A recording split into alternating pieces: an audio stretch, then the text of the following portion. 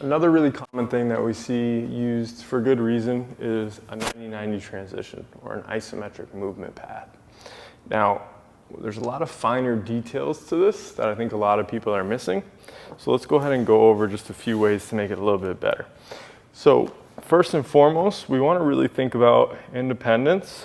So if I'm able to really keep everything forward, now it's a totally different capacity that I need to have to be able to do this than if I was here.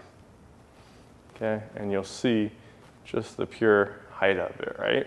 So if I stay here, I squeeze out as much of this as I have, especially staying with my hands on the ground for the first 30 million you do, and then being able to open up, maintain my chest up, stay tall, and drive through the wall, right? You'll always get stopped. A little bit more tension, push through it.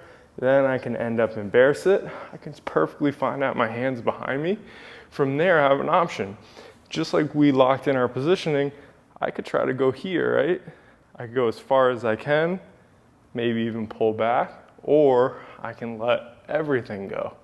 So if I wanted to let internal rotation on this side max out, or I can just let it come over like I just did. Same thing here, right? So I'm locked in all the way. I'm able to really drive this open before I let everything else go.